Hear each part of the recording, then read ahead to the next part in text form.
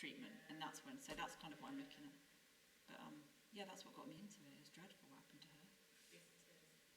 And they tried to cure her with the modern equivalent of a lobotomy, and that was only in 1999. Like, I would expect that to be like 1971, but 1999 they cut her head open to remove part of her brain in the hope that it would render like. I just find 222. Yes. 1 2. Hey, stream audio test. 1 2. Should be able to hear it with a bit of a delay. 53. Yeah, she's about 10 years older than me. Yeah.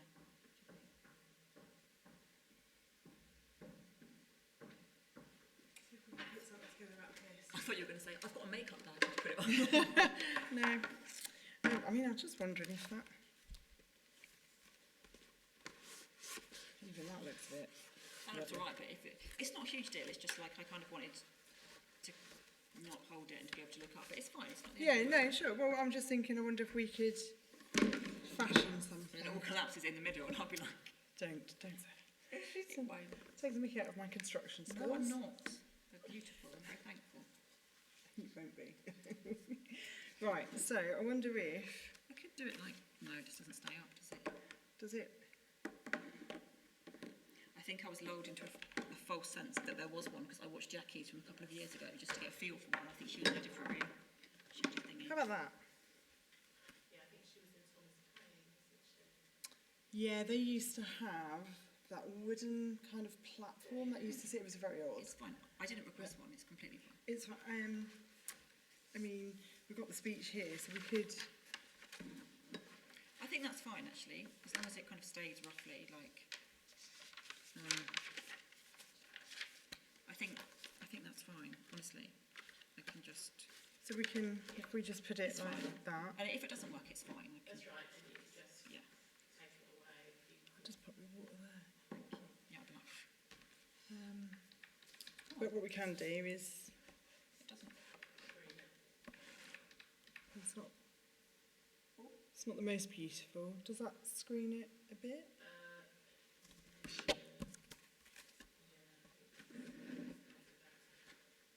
Like that?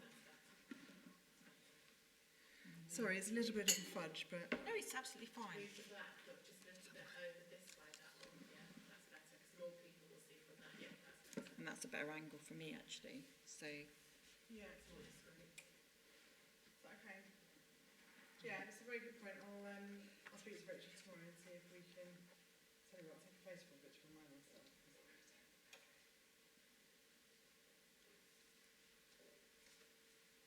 Oh, I love those little chocolate tins. I don't know what relevance it had other than I thought it was so interesting. So I thought, on it goes. There's quite a lot of pictures of women's lips in strange manners on the internet to do with food. Like when I went to the clinic and did a group, the clinic on Newmarket Road, we did a whole week on how bizarrely on the internet there's this series of memes and it's been called Women Laughing with Salad, and there are just hundreds of stock image pictures on, various sites where women are sort of gleefully forking in like kind of lettuce or tomato, and there's no equivalent pictures for men. So we did a whole week of called Women Laughing at Salad. It was interesting. Yes. So we're currently on 20 past. Are you okay if we start letting... Yeah, of course. Yeah. And can I just check? I introduced Sue from up there. Yeah. Is she waiting up there as we do that? Yeah, that's a good Does point. she come from the front to come up? entirely up to you. What would you like? I'm happy to be here. Fine. Yeah, otherwise I feel like. It's entirely whichever you feel comfortable with. Yeah. Whatever Yeah. Sue feels comfortable. I just wanted to check whether there was Yeah, a and preferred. will it, just so you're aware, we've got a copy of your speech in that file, and I think Rachel just printed out in large print. I've got it in quite large print here. Oh, okay, fine. So you're happy with that? Yeah. No. Right, lovely. I made it quite short because No, perfect. I didn't know what they wanted to know. But yeah, my parents will be watching on live stream. I just thought it's a bit weird for them to come. It's like two words that don't normally come together. I think it's lovely. It's just my mum's a bit. And I thought, no, I'll be like. Yes. I thought the child No, it is. Yeah, It's just strange how you do it quite a while after the fact, isn't it? yeah, can do. Depends. Yeah. It really does depend.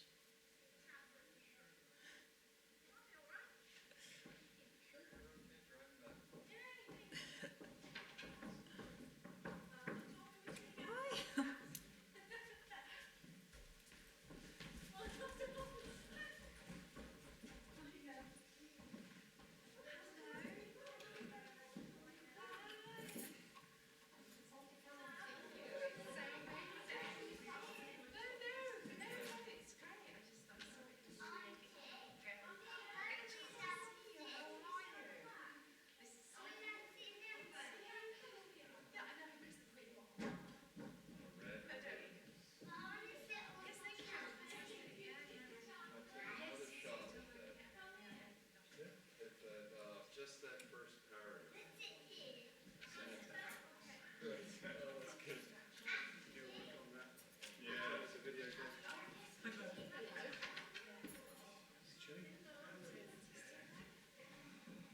Your vote of thanksing. Yes.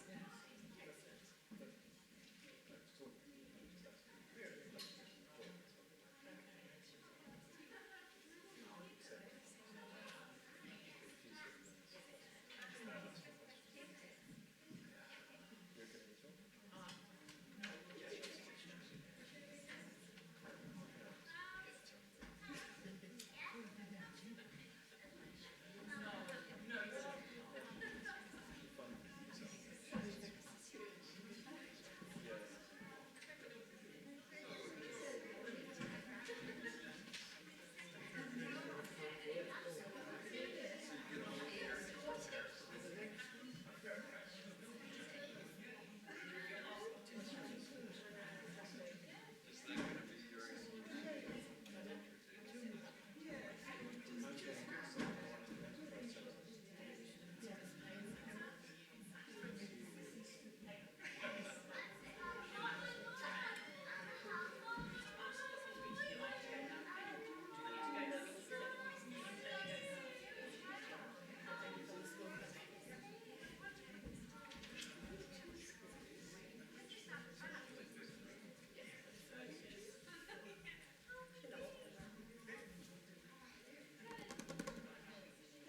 It's fine. It's my ex-therapist. Just walked in unannounced. I'm like, well, that's awkward. It's lovely, but it's awkward.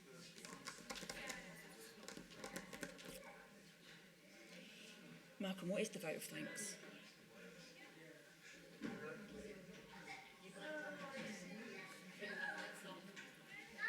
is the vote of thanks? Yeah, I know, darling, it's fine.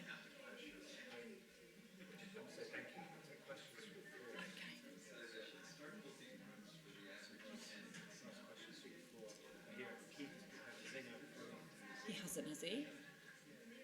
I bet Michael has. Where's the tux?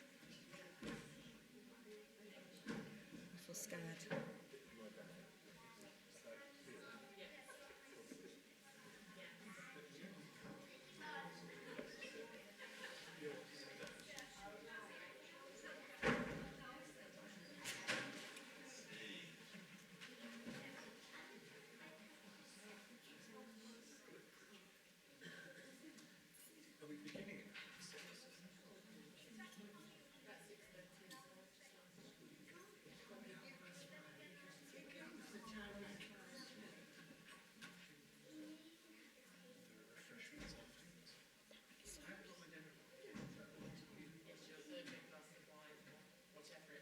I don't drink, but yeah, can have one on me. Yeah.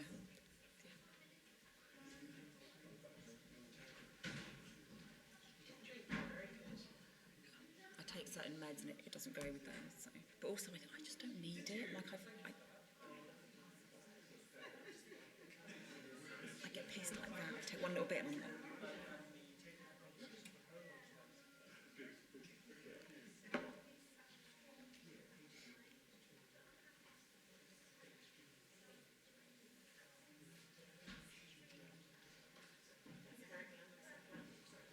isn't it? It isn't mine. Didn't think of that. I just put my hood up.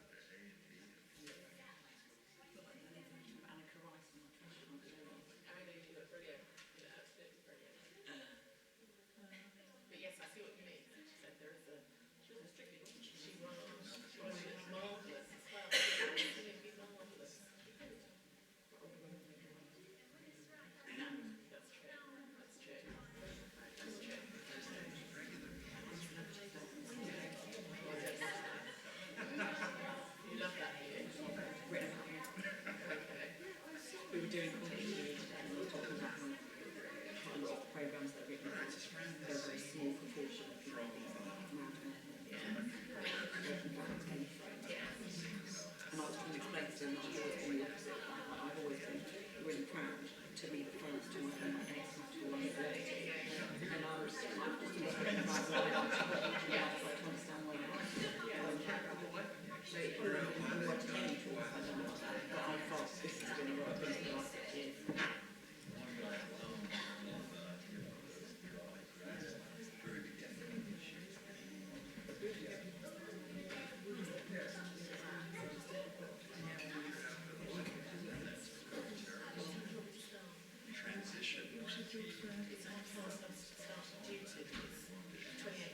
Yeah, if we can leave it to half past, yeah, we'll just keep bringing people in. I wasn't trying to start then, but Yeah. how long do I leave it? Do you actually want to start the dot half? Yeah, if we can keep it on top of it. Yeah, and then we'll just make sure that, like I say, we'll just feed people in gently. Stumbling in through the door.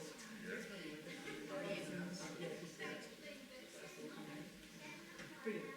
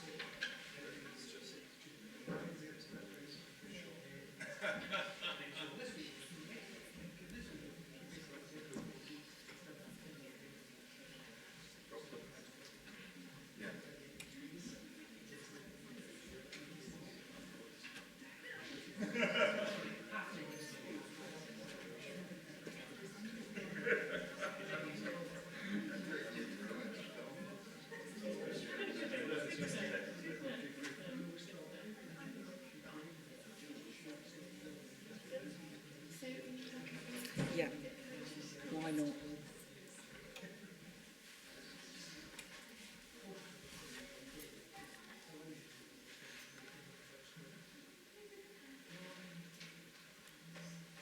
I think we're going to make a start. So, good evening, ladies and gentlemen, and a very warm UEA welcome to you all. My name is Professor Claire Jowett. I'm Associate Dean for Research in the Faculty of Arts and Humanities. And one of the best things that colleagues get to do here at UEA is introduce another colleague for their inaugural lecture. And Sue Holmes was appointed as Reader in TV Studies at UEA in 2007. During her time here, she's developed TV Studies, that side of the curriculum, in the School of Art, Media and American Studies, and she mainly teaches television and popular culture. For her first 7 to 8 years at UEA, Sue's research focused on areas such as celebrity culture, British TV history, and popular television, British television cultures, with work on programmes and themes such as Celebrity Big Brother, I'm a Celebrity, Get Me Out of Here, preschool programming, and early British TV culture. From 2014, Sue significantly shifted her research focus to media representations of eating disorders, specifically from a feminist perspective. In noticing how well the feminist literature lent itself to such media representations, for her example, her first case study was of the late British singer Lena Zavaroni. Sue began to wonder about the implications of these approaches for eating disorder treatment. Although this might have seemed strange for a scholar of television and popular culture, Sue rapidly moved into what is conventionally demarcated as, quote, social science territory. i.e. her work on eating problems and how they should be treated. So her work is highly interdisciplinary as part of the proud tradition of such work at UEA. Sue's work in this area has primarily involved exploring the extent to which questions of gender and of power are addressed in clinical contexts. Working from a feminist perspective, she's aimed to offer women with experience of an eating disorder a chance to speak back to treatment and the ways in which their bodies, their minds, and their subjectivities may be pathologised. She's also interviewed health professionals working in eating disorder treatments, particularly in the Norfolk region. The engagement work stemming from this led to her receiving a UEA Engagement Award for her outstanding contribution to public and community engagement in 2016-17. Sue was appointed professor in 2018. Please join me now in welcoming Professor Sue Holmes to give her inaugural lecture.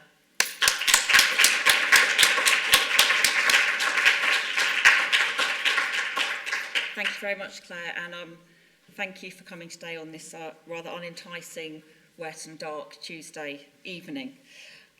So in thinking about what to talk about today, as Claire sort of gestured just then, I was worried that you might come hoping for a kind of pleasant excursion into celebrity culture or sort of reality TV or quiz shows, which I've written about for most of my career. Instead, you've got what are medically known as eating disorders, which I've been immersed in researching for the last 6 years, which I refer to as a shorthand as EDs in this talk.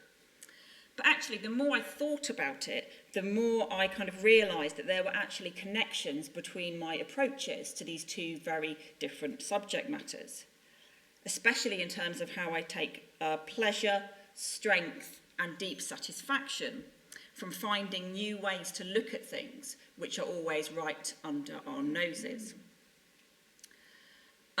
So whilst with, for example, celebrity and sort of reality TV and quiz shows and so forth, I've enjoyed taking that which seems so everyday and so familiar and then rendering it strange through academic analyses. My work on eating problems has kind of involved looking at what I see as the total obvious, the glaring significance of gender in the context of eating disorder treatment, and then trying to understand why it's been seen as not there or unimportant or irrelevant to others. So the more I thought about it, the more there were actually sort of interconnections between my work on TV and popular culture and between my work on eating disorders. And I want to talk today about the contributions that I hope I've made to feminist work on EDs, but also as a broader theme to think about what it means to be a feminist in the academy, or a feminist in what is often a very hostile disciplinary field. And I want to use this experience to kind of reflect on the ever-present promise of interdisciplinarity, which sounds so fun when you say it and less so when you try and do it sometimes. And to kind of reflect on how journeying along with feminism can be both the most beautiful gift. So I kind of feel like I'm in this kind of in club that I'll never have to leave. While at the same time, sort of feminism can be a source of pain, burden, exclusion, and a means of being silenced and rejected and denied. As Sarah Ahmed bluntly sort of puts it in her book, Living a Feminist Life, feminism, it can be a strain. And I want to think about this strain today and what it means, as Ahmed also describes, to hold on to feminism, to fight under its name, to feel its ups and downs, in its comings and goings, your ups and downs, your comings and goings. And I suppose then this talk is about what it has meant for me to hold on to feminism in the field of eating disorders, an arena which really resonates with me, kind of intellectually, politically, and personally. And I'm going to return in the talk to Ahmed's very eloquent Living a Feminist Life, sort of describing as it does, I think, the kind of affective as well as political experiences of what it means to inhabit this identity of a feminist, which is still not by any means ordinary or accepted everywhere. So as Claire mentioned in the introduction, I discovered academic work on EDs in my study leave of 2014, when, with a background in stardom and celebrity studies and kind of not much else, I decided to do a discourse analysis of how the singer Lena Zavaroni was represented in the British popular press between the 1970s, when she became a child star, up until her untimely death in October 1999. Sort of weighing just 4 stone, she died from a procedure which is the modern equivalent of a lobotomy, an intervention that was intended to cure her of her anorexia at the time. And, you know, sort of 1999 is not that long ago. This is not something from the 50s or the 60s, or it's really not that long ago. And as I'll go on to explore, feminist approaches to anorexia tend to refuse the idea of self-starvation as a kind of illness or pathology. And they see it as sort of fundamentally emerging from the parameters of normative and everyday femininity, rather than aberrant femininity.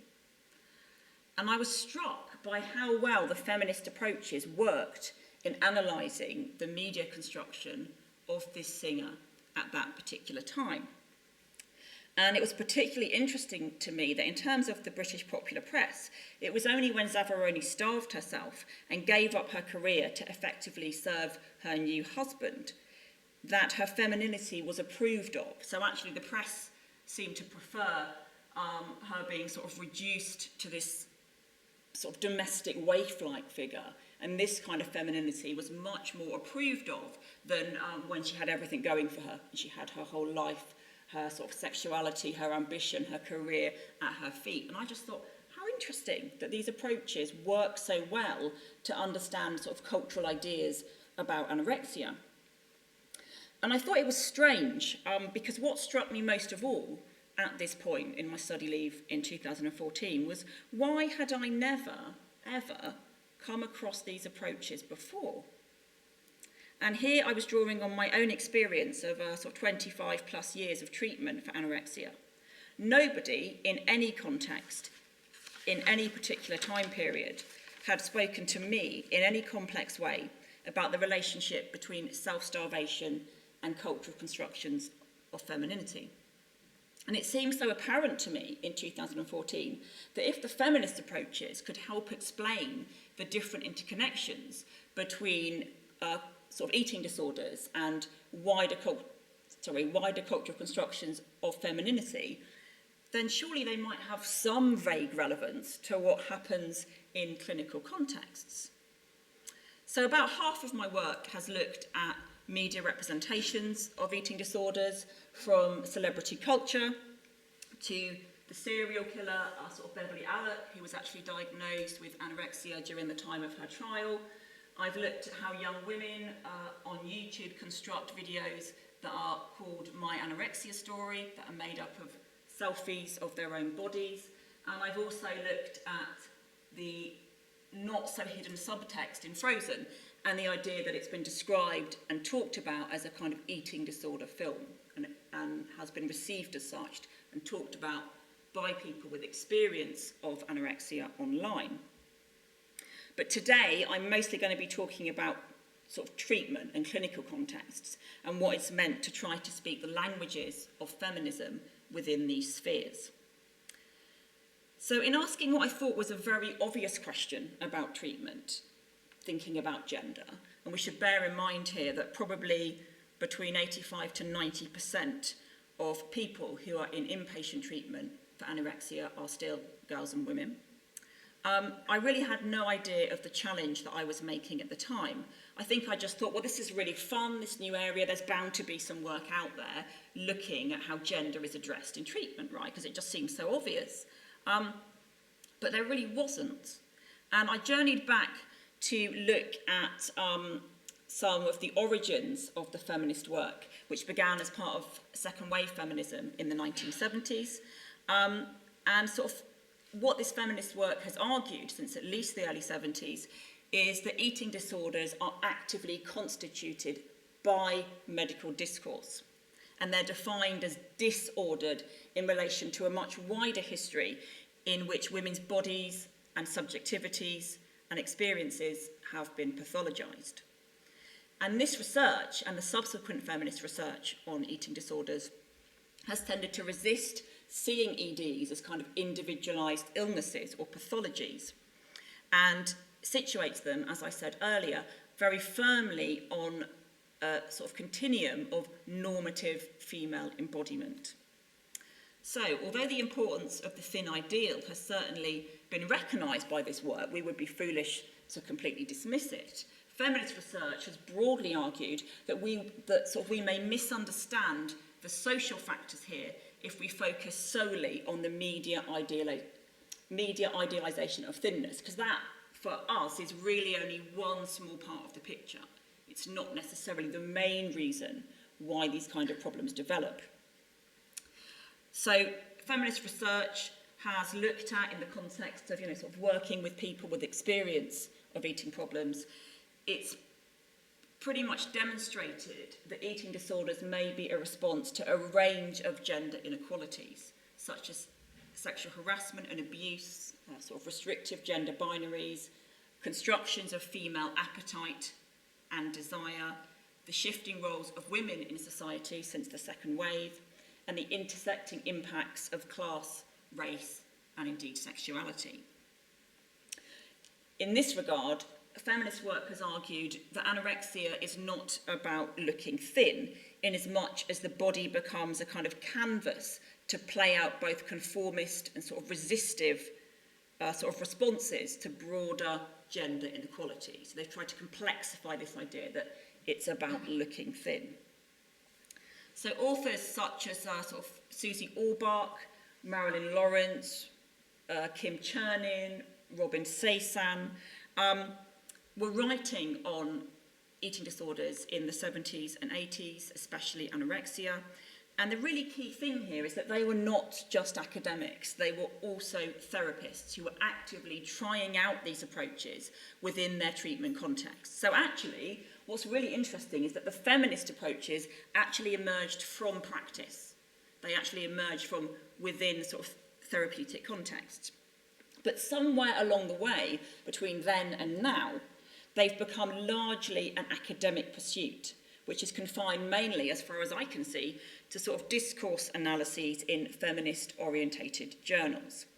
I often joke sort of with my friends along my corridor that after being rejected from about 90% of the leading ED journals, that I usually publish my work on eating problems in sort of journals that may as well be labelled sort of just for ladies, or nice qualitative things about women for women, or perhaps even better, sort of tampons, tears and tiaras. And I'm going to return to that question of sort of disciplinary hostility, but the historical and contemporary reasons for this increasing marginalisation of the feminist approaches in eating problems, I think, is both sort of complex and indeed multifaceted.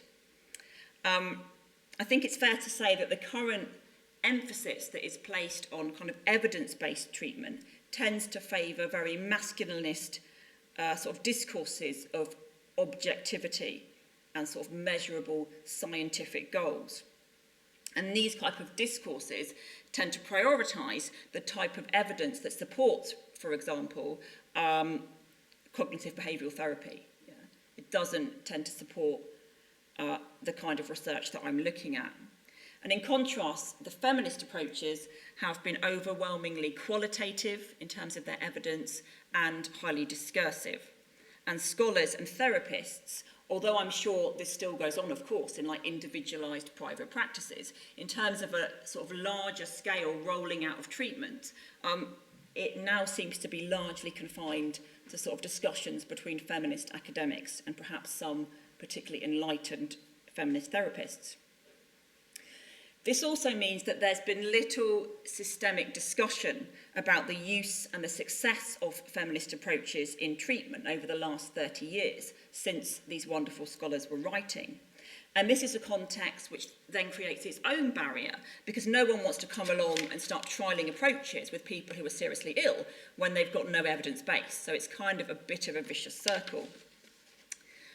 The same bias, I would argue, has been seen in the leading eating disorder journals, which sit, I think it's fair to say, largely in the social sciences. So the International Journal of Eating Disorders, which is one of the leading journals in the field, began publishing way back in 1981. And in over 35 years of offering 4, 8, and now 12 issues a year, there have been a total of 3 articles with feminism or feminist in the title, which actually is in many ways unbelievable that this is a problem which still today affects predominantly sort of cisgendered girls and women. And yet out of all those thousands and thousands of articles, the word feminism or feminist occurs no more than 3 times. Similarly, the European Eating Disorders Review, which is partnered and supported by BEAT, our national ED charity, began in 1993, and it's published over 125 issues, which has yielded a total of over 1,000 articles. Of that number, again, it's only 3, all of which are in fact book reviews of feminist books, which probably say don't read these books, have feminism or feminist in the title. And I think that's a useful kind of aspect to include in this talk, because it shows the scale of the problem. Imagine comparing those stats with, for example, searching a humanities journal. Yeah. But I didn't know about any of this at the time, back in 2014, so I happily marched on, thinking how exciting this was all going to be. I'm going to investigate how and why gender is looked at in the contemporary clinical context. But I also wanted to do more than this.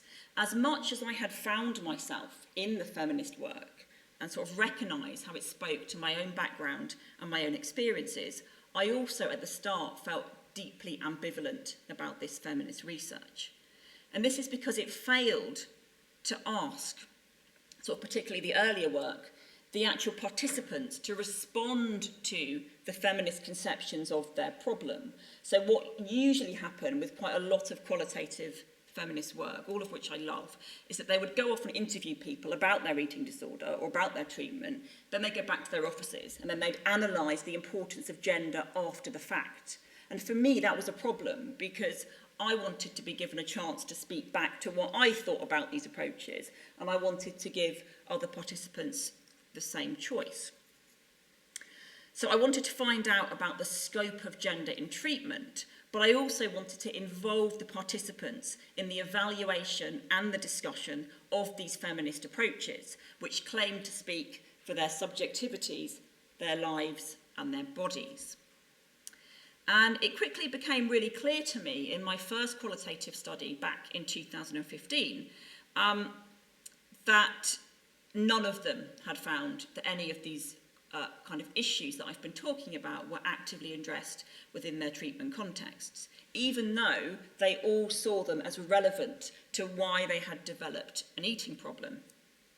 So as one participant with a history of anorexia explained, I had absolutely nothing related to anything other than the food that was on my plate in front of me and that I was going to eat. Nothing related to anything beyond your immediate environment. To be able to put me away from this bubble of the health services and to go, well, this is you as a young woman within the wider context of the world would have been great at the time. I think I would have responded to that. I would certainly have responded to that now. And this participant, which always sticks in my mind, later went on to try and take her own life when her periods returned following some weight gain. It was only at this point that her therapist, who actually visited her in the ITU, asked her in a kind of stage whisper, "Do you think we need to talk about gender?" Yeah. Another participant who I interviewed was told, "Just try not to notice images of bodies and you'll be fine." And although most participants in this first study were unfamiliar with the feminist approaches, a couple of them had come across work at university, much like I did. But when they tried to raise these issues in treatment, they were told to either put the books away or were made to feel crazy, as if, as one participant said, it was just more madness coming from me.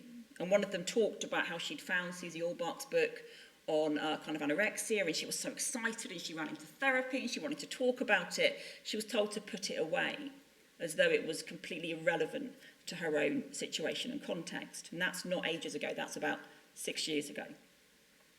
Another described her experience of reading Susan Bordeaux's sort of amazing book, Unbearable Weight, which she had come across after the acute phase of her treatment for anorexia had passed.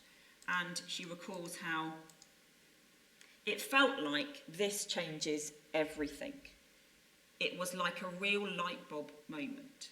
If anyone asked me, what was the moment that changed your life? It was sitting there reading this book. First I was shocked, then I was in tears. Then I reread it, and it felt like someone had finally spoken from my side. I love this quote, and I think I use it in all of my papers about eating disorder research, because I suppose in some ways it speaks to me and my relationship with this literature.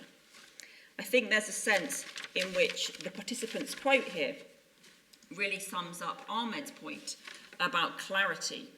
And she argues that when you do begin to put the pieces together, it can feel magical.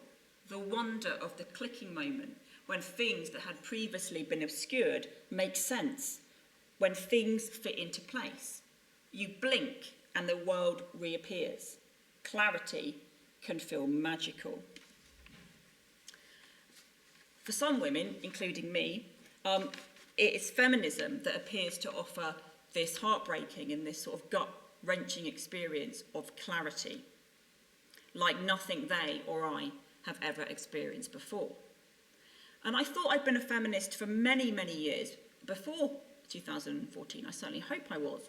I kind of taught about it, I wrote about it, I was interested in, sort of feminist TV programmes, and I had done since my undergraduate days. But I think I did not know it or really feel it until I found this work. The wonder of the clicking moment, when clarity is both magical and painful, and when you realise that you sort of yourself have been wronged and have been affected by gender inequalities.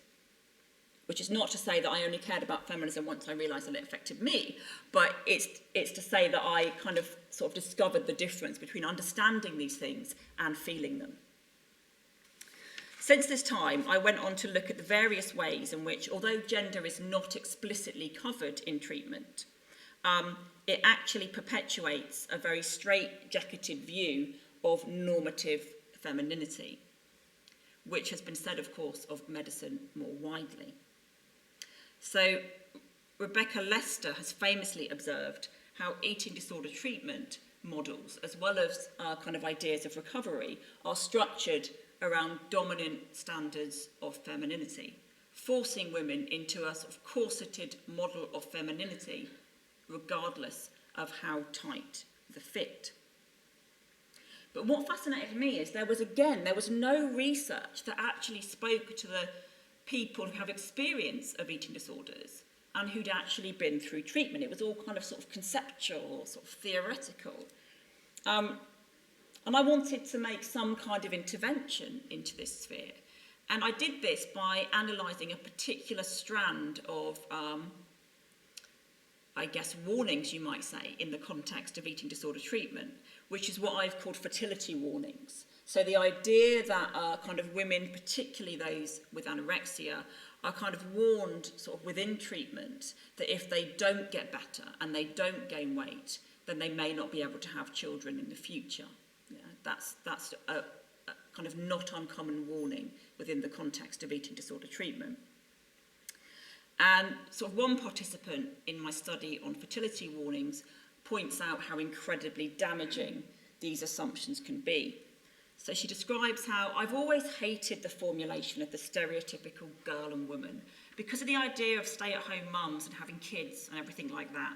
And because I didn't want that, and it was another thing feeding into the idea that something was wrong with me, I went through a big time of not wanting kids, and I was ashamed of that fact. Because these expectations were everywhere, in treatment and mentioned by friends and family, I didn't want to talk about these feelings, even though they are probably one of the main reasons that I got ill in the first place. And I think what's really clear here is that it draws our attention to the fact this is not simply a case of omission, treatment not focusing on certain things. That's not what she's saying here. She's saying that there were aspects of treatment that actually made it worse, because it kind of plugged into and spoke to the very reasons why she got ill in the first place. And I found that my participants, that all 24 of them, were incredibly critical of these fertility warnings in treatment. And sort of more recently, I've been working on a qualitative study just earlier this year on the issue of trust in treatment. Effectively, to put it really bluntly, how in inpatient sort of treatment, patients are not trusted and they may be stripped of many of their everyday rights, such as showering and toileting alone. And sort of these punishments, as I call them in the study and as the participants call them, often lessen in exchange for sort of good behaviour and, of course, weight gain.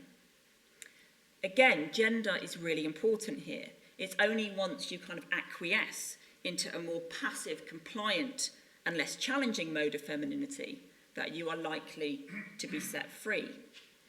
Some of my participants also talked, a bit like with the fertility warnings, about how some aspects of treatment unfortunately made them worse. So I had at least 2 participants who talked about the horrific experience of being watched naked, sat on the toilet and kind of in the shower. These 2 women had sort of developed an eating disorder for reasons very much bound up with sexual abuse. And they felt that not being able to have any control over their body and who was looking at their body, again, exacerbated and spoke to some of the reasons why they'd got ill in the first place. So for me, that's been a really revealing and indeed powerful study. Spurred on by all these findings, I wanted to consider issues of gender from the perspective of clinicians. I'd spoken to patients, but I kind of wanted to get a sense of, training in the area and what people who were actually working in this field thought about these issues.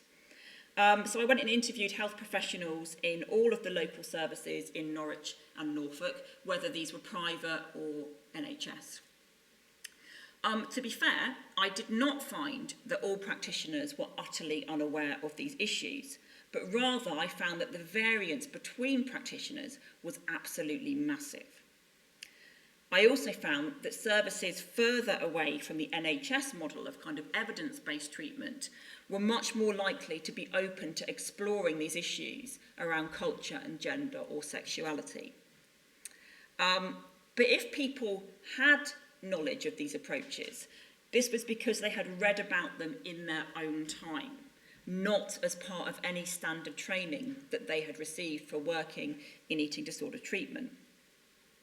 Plus, for some healthcare professionals, there was truly what Susan Bordeaux has elsewhere called a complete blindness to the obvious.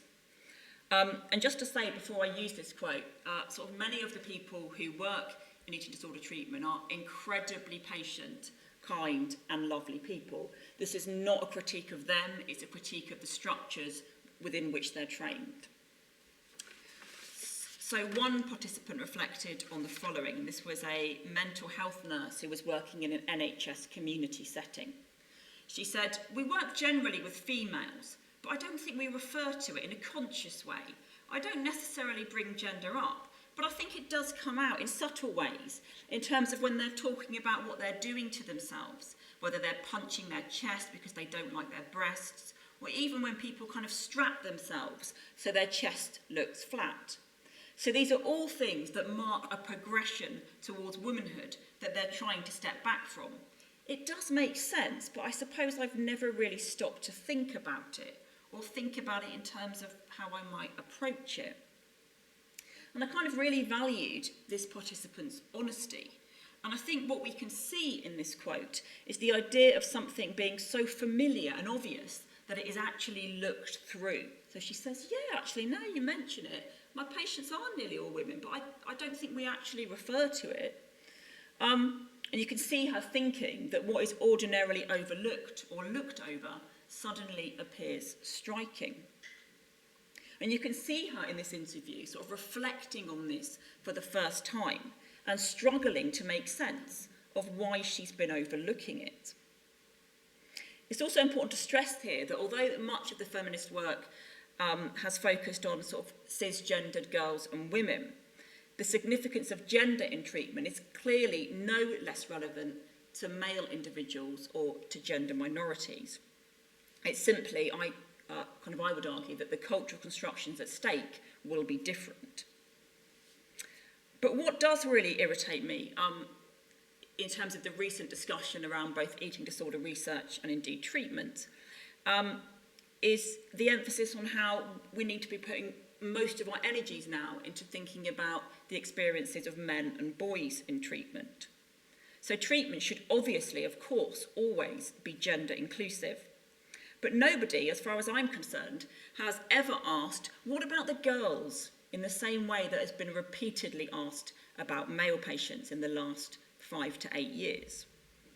Indeed, the suggestion in some academic work that males are poorly served in ED treatment contexts because, quote, treatment has been geared toward women, end quote, completely overlooks the fact that treatment has not been geared in this way. It takes no or sort of very little systematic account of the relationship between gender inequalities and femininities and eating disorders. So the discussion of sort of what about the boys may end up doing further violence to women in treatment by effacing their needs and their presence all the more. I think we should be asking what about everyone in treatment, but I find it incredibly frustrating that in doing so it appears that we overlook the people that have actually been there all along. And so following this sort of research, I thought, right, well, I'm going to try it out in practice, again, having absolutely no idea of the world that I was walking into. And I was sort of lucky enough to get the chance to trial a new inpatient group at a local inpatient clinic which predominantly treats anorexia. And I worked with the occupational therapist, Sarah Drake, who's in health at UEA. The groups were based on feminist approaches to eating problems, and I wanted to see what would happen when we used them in practice, rather than with people who were kind of reflecting back on whether it would have been useful in their treatment. And it was over a series of weeks, and we looked at topics such as the role of society and culture in sort of shaping eating disorders. So we talked about what often gets treated as culture here, and how do these kind of ideas make them feel. And they talked a lot about how when people talk about culture or society and eating disorders, it always just gets reduced to the impact of the media or the importance of the thin ideal. And we kind of wanted to move away from that and talk more about their broader cultural experiences and indeed identities as young women. Then we looked at a week on sort of gender and appetite, and this is some images of a famous meme on the internet, which is images taken from stock sort of photography banks. And quite curiously, we found that there are many thousands of images on the internet of women laughing and eating broccoli and lettuce, and there are no such equivalents of men. So we spent a whole week analysing this week called Women Laughing at Salad, which is really quite a phenomenon that you should look up. Look how happy they are to be eating their broccoli and their lettuce. So that was a really interesting week.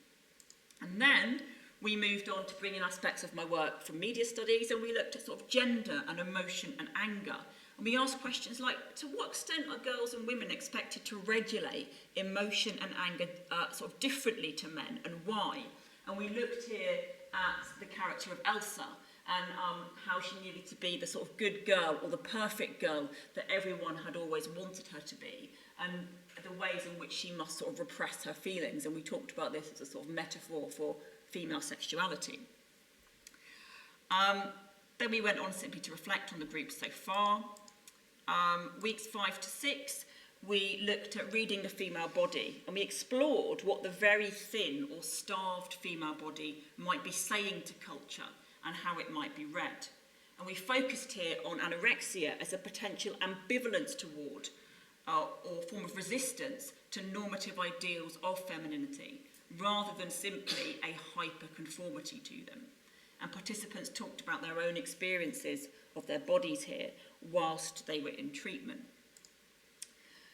Then in sort of Reading the Female Body 2, we sort of gave the participants stories from my earlier research where people talked about how gender and sexuality were kind of bound up with the reasons that they developed an eating disorder in the first place. And then we got the people in the clinic, the sort of participants, to analyse these narratives and see if they could make sense of them or if they had any kind of connections with their own narratives. And then after this point, we kind of took it to a more, I guess, contemporary perspective. And we looked at the sort of contemporary obsession, which has become even much larger since we were doing the groups, around healthy eating cultures and gender. And we asked questions such as, how does the exhortation of healthy eating and the cultural anxiety around the dangers of obesity impact people with an eating disorder? To what extent are media and public health messages about healthy living gendered and still tied to a very narrow range of body images? And we looked also at the rise of kind of athleisure wear, the idea that it's mainly been marketed towards women and not men, that you should be hanging around in like a pair of leggings or a top that sort of looks like you're just about to go off for a run at any point, even though you might not be. And we talked about how that's incredibly gendered, even though it's also aimed at men, but it is more aimed at women. And then lastly, we did sort of reflections on the group, and we talked about how we might use some of the stuff that we had learnt in the context of their recovery, which hopefully they were going to go on and experience after leaving the clinic. And sort of participants were then interviewed by a separate researcher, because it kind of didn't seem right that we would do groups and then go and say to them, what did you think of our group? So someone else did the interviewing for that. And one of the things that came up quite quickly was how the group had challenged their ideas about what counts as culture and society in an eating disorder. So as one participant said, I think the group is about the deeper, more subtle factors that exist every single day since the day that you were born, that you're not really aware of. It's just what society thinks, and everyone kind of adopts those kind of ideas without even knowing. So the groups have contributed to what I would have considered as society and cultural factors before. So I think before I saw that as like the media and TV, sort of magazines, whereas now I kind of see culture more as the tiny little messages that you constantly get. So it certainly shifted their own idea of the things that might have contributed to their eating and their body distress. Now, to be sure, doing the group was the most difficult thing I've ever done as part of research, and it was actually nothing like I'd imagined it in my head, with us all sort of finding feminism and, sort of joining hands. No, it was nothing like that at all. It also raised more questions than it answered. And unlike my first study, it was really important to note, I think, that the patients who were in the clinic at this time had absolutely no affiliations with feminism whatsoever. And we're very happy to make that very sort of clear to me. And I think this raises sort of questions about the cultural connotations of the word feminism. It always comes with a long history of semiotic baggage. So there are sort of questions here, I think, about accessibility and how sort of perceptions of feminism may affect whether somebody finds this in any way useful in relation to their own experience of an eating disorder. So of that said, all of the participants felt that these kind of groups should be part of treatment. But we also learnt, quite interestingly I think, how the more individualised sort of medical explanations of EDs actually had their own use value to the participants in the study. This was particularly so in comparison to the feminist approaches, which pretty much point the finger at society. So for example, one participant said, I think at first I did just think, okay, maybe this ED is all down to me. And I always kind of dismissed the idea as, oh, society doesn't really play a part. But then, as the groups went on, it's like, okay, maybe this society's norms are quite disordered. But then it's like, if society's norms are disordered, then I don't know, how am I meant to change kind of thing? So what she's getting at here is, although she didn't necessarily like being made to feel that the problem was in her brain, actually at least that might give you a feeling of control that you can help change yourself. Whereas once you turn the lens or the light on society, it's like, how am I meant to solve all these issues? Yeah, so that's kind of what she's responding to there. I've since teamed up with academics from different disciplines, particularly med and social psychology, as well as the national ED charity BEAT, to develop a grant, finally, which would try and intervene in treatment practices and training on a larger scale, taking into account the relationships between eating disorders and the various vectors of cultural identity: gender, race, class, sexuality, disability. But due to disciplinary sort of differences and indeed hostilities, this has been, I think it's fair to say, tremendously hard work. So even though research on eating problems claims to be interdisciplinary, the gatekeepers to funding, to key journal publication, are med and the social sciences, and they clearly see anything about the etiology or the treatment of eating disorders as kind of their turf. At least this has been my own experience. Sort of my work is often not even reviewed by the ED journals. It sort of gets sent back to me before peer review with sort of big question marks over scientific sort of validity. And our painstaking ESRC application, which is the piece of writing that I'm probably most proud of in my career, didn't even reach the stage where we were invited to respond to peer reviews.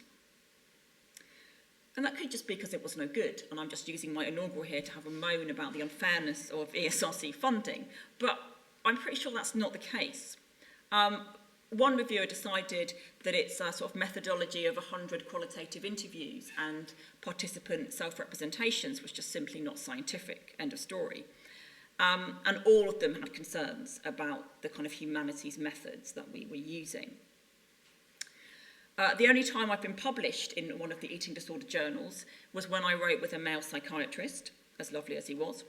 And I think my favourite comment from a journal, after I referred in brief passing to my own experience as part of a sort of reflective methodology, was, quote, that if you've had an eating problem, you really shouldn't be writing about them.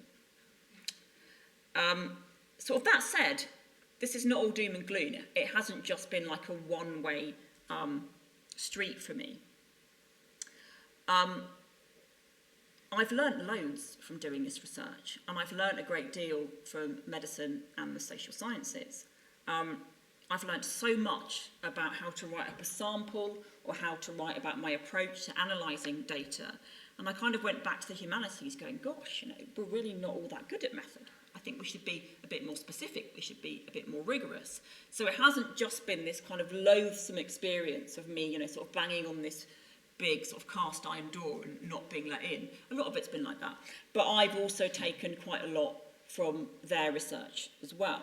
Nor do I mean to imply that the people in the social sciences or med are this kind of homogenous, like, evil mass. Not at all. It's just the ways in which I've come into contact with these disciplines has been through things like funding and through journal articles.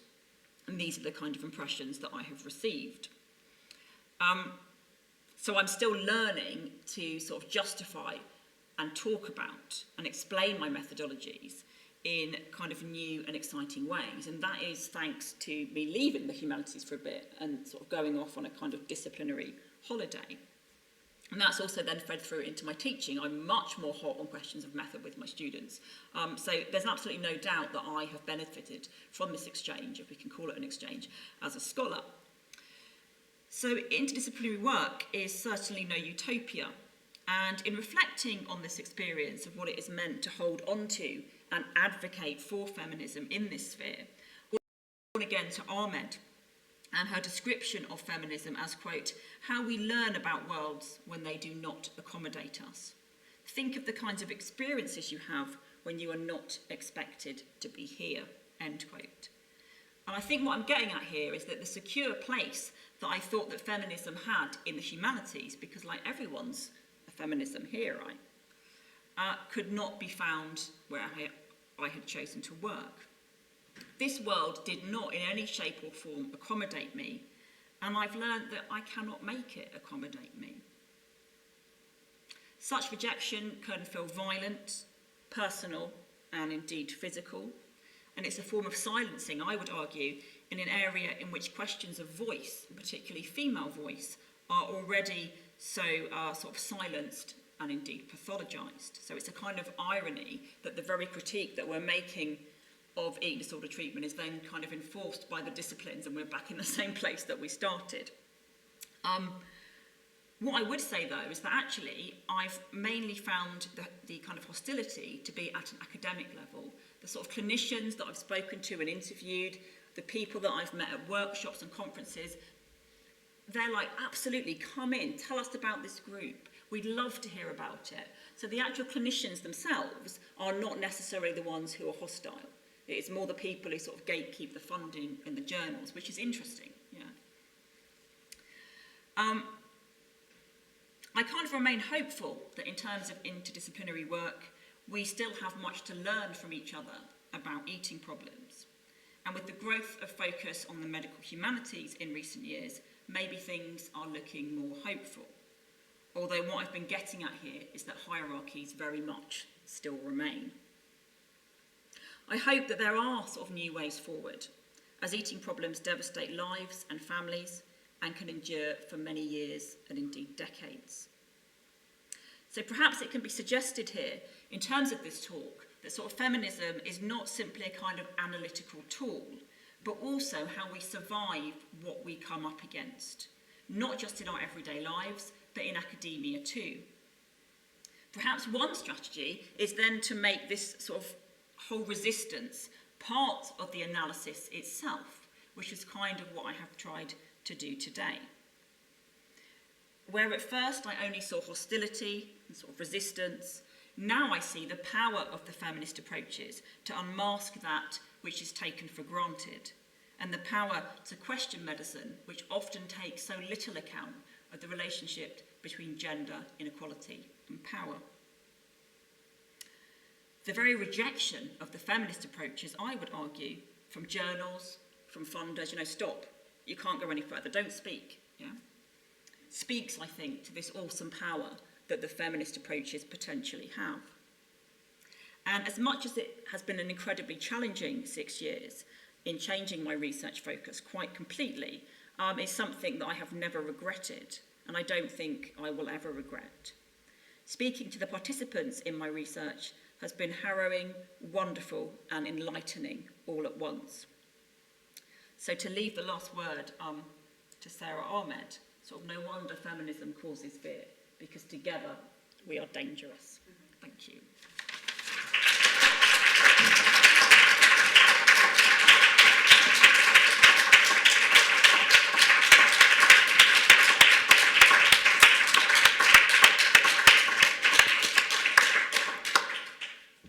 Thank you, Sue. That was inspirational. I'm Malcolm McLaughlin. I'm head of school. Absolutely delighted and honoured to be here today to give vote thanks to Sue. I think one of the most exciting and original feminist scholars of your generation, whose work undoubtedly, I think the talk kind of makes the case for that, whose work has absolute relevance for our society today. Again, the talk provides the case for that. And I think as well, someone who has had the courage to do really daring interdisciplinary work.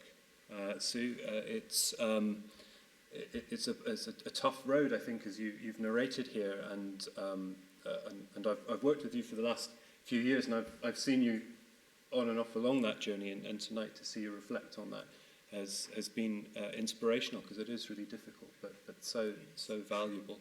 But I also want to say as well, you're just a fantastic colleague as well. Somebody I know who has nurtured and mentored a number of colleagues in research and in teaching, and who's an inspiration to her students as well, to your students as well. So I hope everyone will join me in a warm round of applause for Professor Sue Holmes.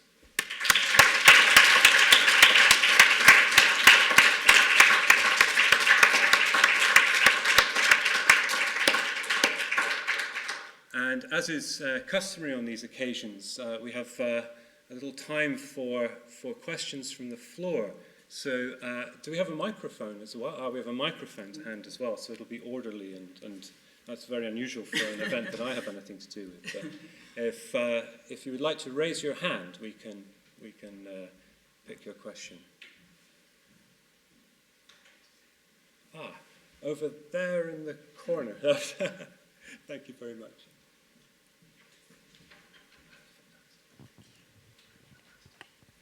Hi.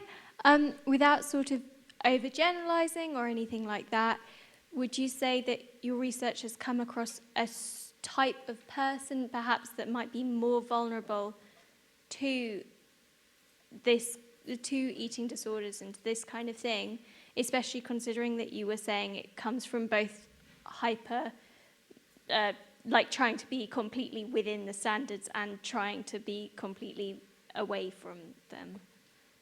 That's a really good question. I think when I put out a call for participants, I do find I get a lot of the very same social group. So I get, for example, a lot of young, white, heterosexual women who've struggled with anorexia. But I think one of the key things that the feminist work does is it tries to challenge the ways in which eating disorders are kind of commonly thought about. So I guess I've tried to engage those women in thinking about the implications of how the typical kind of anorexic is constructed, and we've kind of talked about and sort of debated that. I think I found in most of my studies that it really is a bit like a ball of wool, where so many strands of it are kind of sort of resistive and so many strands are conformist, and they can be both at the same time. So I think what I've found from my research, which complements much of the feminist writing, is that it's not like either or, it's not sort of resistive or conformist, but actually it can be everything at once, and there's a really sort of complex axes of kind of gender and power that can be at work.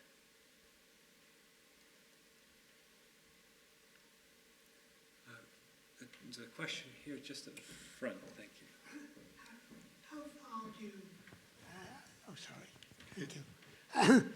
How far do you think, within the scope of the subjects that you've had available, there is a difference between the environment and the background in which people have grown up? I'm saying this from the point of view that 30, 40 years ago, there was nothing like the obesity problem there is now.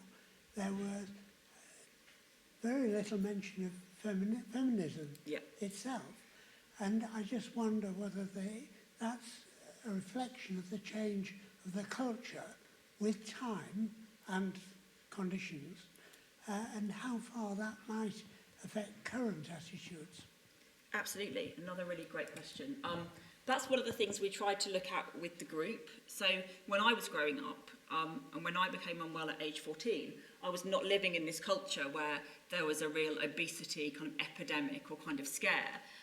People weren't, sort of going to the gym every night. In fact, if you were doing that, you probably had anorexia, yeah?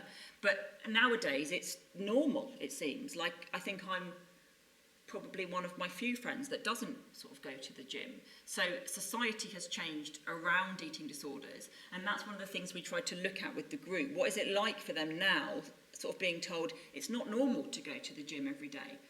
Well, actually, my friend is. It's not normal to only eat, raw foods or kind of healthy and clean, but my friends do. So we kind of talked very much about how much more difficult it is for them nowadays when society has got so much more of a focus on sort of body, health, and a real kind of anxiety about that. In terms of gender, yes. In the group that I did, we had a massive mix of ages, right from 18 up to 66. And they did have very different ideas about gender. So the sort of younger ones were more likely to have come across popular feminism on the internet or on television or through celebrities, whereas to the kind of older participants, that was much more alien. But I wouldn't like to generalise, because we found that in the group that we did it at the clinic, even though there was a massive age range, they all had pretty similar ideas of feminism as being relatively alien, quite extreme, and not something that they wanted to associate themselves with. Whereas the people in my early studies were really, really into feminism. So I think it still depends on the individual, but what we hope to do with this research is we aim to take into account those kind of changing political contexts and to think about how they intersect with and impact upon people's experience of their eating disorder, or indeed why they get one in the first place. There's another question just here. Oh, and then another one there. Sorry, thank you. Hello. I just wondered whether you thought about you talked about your groups, and you obviously did a lot of research with them, and wanted to know why it happened. Do you think that much of it was secretive? Because I think that eating disorders is quite a secretive situation. And how far does it have to go before people know? And because I think it's something that people don't talk about. Sure. I think, again, I've been most interested in kind of looking at how people with eating disorders are kind of perceived, both in wider culture and in clinical settings. So the thing that I've been doing on trust that I mentioned briefly earlier, I was very interested in talking to them about within treatment, do you feel that you're seen as secretive and devious and sort of manipulative? And they were like, yes, I can't even go to the toilet on my own, but I've never purged in my life.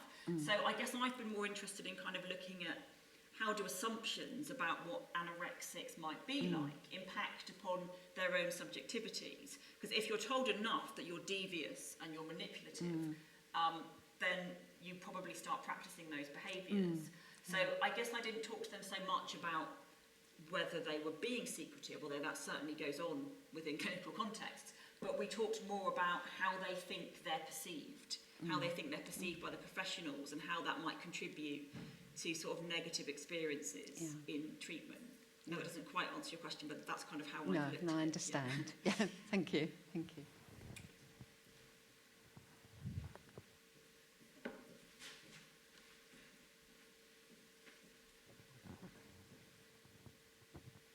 Hello, thank you very much for your great talk. I was wondering, could you tell us how you first got in touch with the participants? Yeah, it was very simple, really. I was very fortunate to get in touch with Beat, who don't do so much now due to time constraints, but at the time they have a research page where if you can prove that you've got ethics and all the necessary sort of permissions, then they will advertise your study for you. And actually, since my first one a few years ago, now of course they just send them out on Twitter, and within about 3 days you get all of your participants.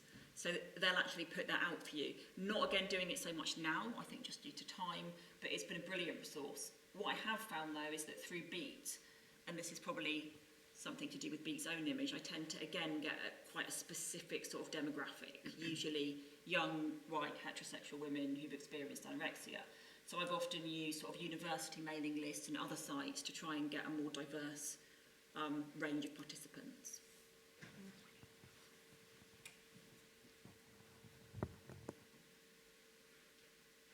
I think there's another. Yeah, thank you. Just a Hello. I just wondered, do you, maybe a separate question, but do you think of obesity as an eating disorder? Because I know there was a lot of, I know that mainly the conversation was about anorexia or restricted eating, but I just wondered, because that's, quite There's a big. massive load of debate kind of around that now. It's not something that I've written about myself, but I think a kind of debate continues to rage about what is defined as an eating disorder and what is not. So only relatively recently, in the last few years, has something like binge eating disorder appeared in the sort of DSM-V. So I think, again, like the feminist stuff, we would probably see the idea of obesity as a kind of medical construction and as a way of kind of sort of mapping out healthy bodies from kind of unhealthy and unacceptable bodies. I think the feminist work is beginning to emerge in that area. There's now more attention to bulimia and sort of more attention to obesity, but it's not an area that I've looked at in particular. But from what I've understood, kind of obesity isn't classed as an eating disorder. Binge eating disorder is, but not obesity. That's more of a kind of cultural, hiding behind medical sort of definition that we kind of put upon people in this very particular cultural moment with all the kind of anxiety about obesity, particularly with children.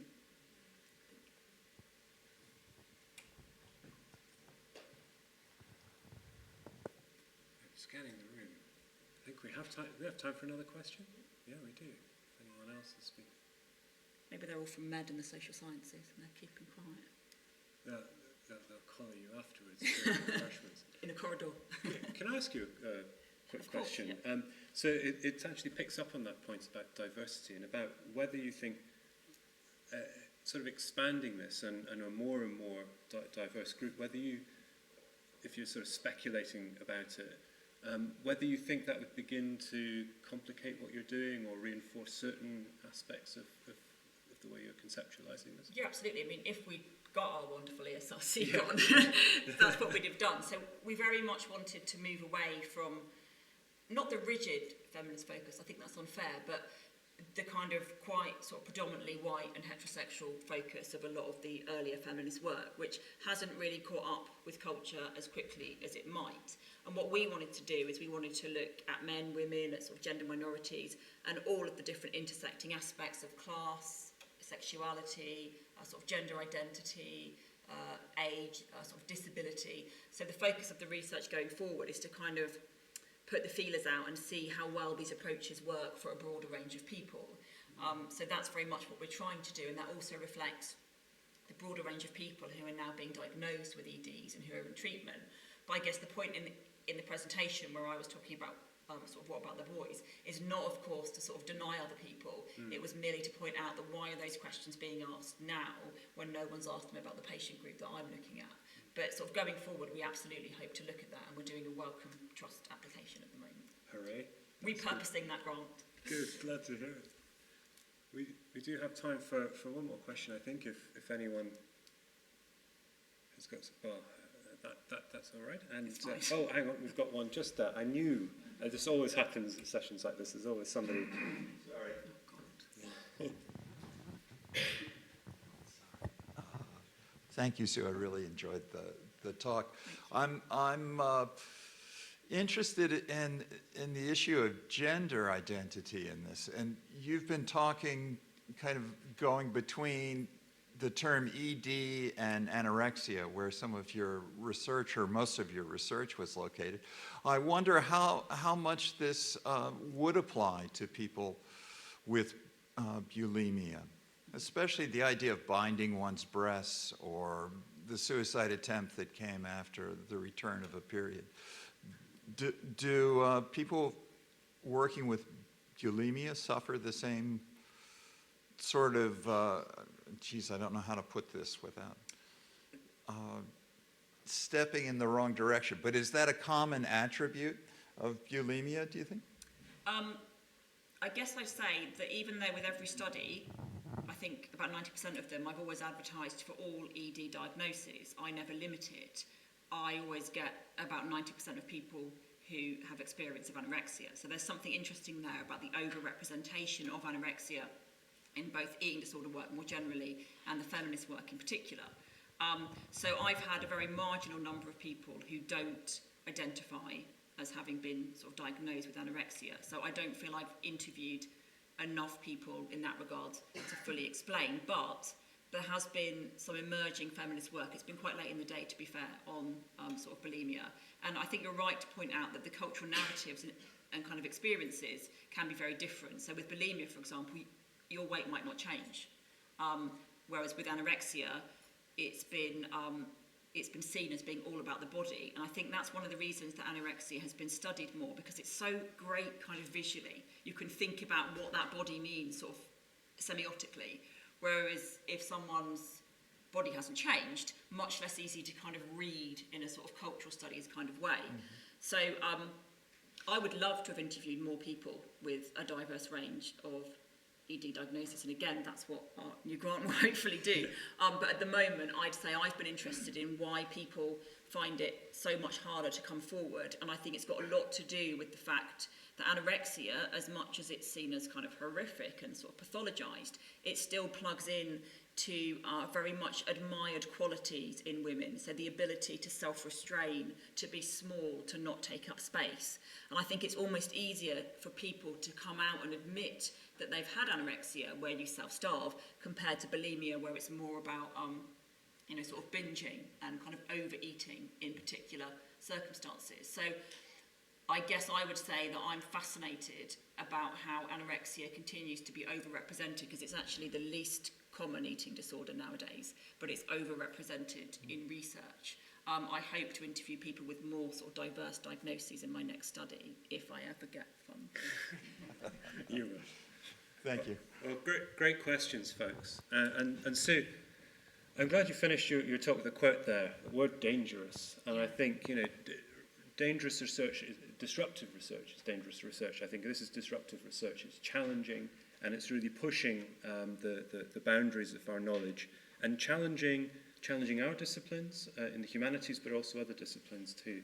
So I think it's just fantastic to, wonderful to have you here at UEA doing your work, and in my school in particular. I feel particularly blessed. So if once again, if you could join me in a round of applause for Professor Sue Holmes.